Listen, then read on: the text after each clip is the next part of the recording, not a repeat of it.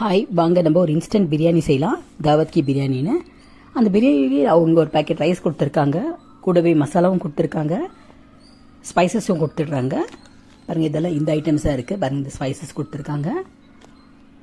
அது தேவையான மசாலாவும் நம்ம கலவையும் அங்கேயே இருக்குது, மசாலாவையும் இருக்குது. இவ்வளோ தான் 4 ஐட்டம்ஸ் வச்சுருக்காங்க. ஒரு பாத்திரத்தில் நல்லா தண்ணி கொதிக்கிட்டோம். கொதிச்சோடனே அரிசி இவ்வளோ வெந்தோடனே போகிறோம். பார்த்தா இவ்வளோ 3/4 அரிசி வெந்தோடனே அதை எடுத்துக்கலாம். அப்புறம் ஒரு பாத்திரத்தில் எண்ணெய் விட்டு இந்த ஸ்பைசஸ் அதில் போட்டுக்கலாம். போட்டுட்டு சிக்கன் நம்ம எவ்வளோ போடுறோமோ ஒரு 200 கிராம்ஸ் உள்ள சிக்கன் போடலாம். போட்டுட்டு கொஞ்சம் இஞ்சி பூண்டு விழுது போடுறேன்.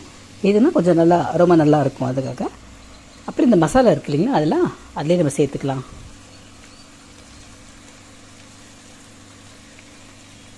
கொஞ்சம் சிக்கன் வெந்தோட போட்டோம்னா அந்த மசாலா நல்லா பிடிக்கும்.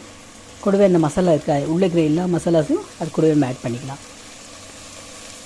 சொட்டு தண்ணி விட்டுக்கிறேன், ஏன்னா கொஞ்சம் சிக்கன் வேகணும் இல்லையா. நல்லா சிக்கன் வெந்துட்டோம் பாருங்கள், நல்லா வெந்துடுச்சு. அது கூட இப்போ இந்த வேக வச்சது அந்த அரிசி சாதத்தையும் போட்டுக்கலாம்.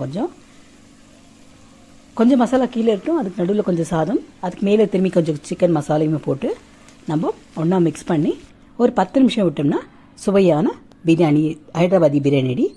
தேங்க்யூ.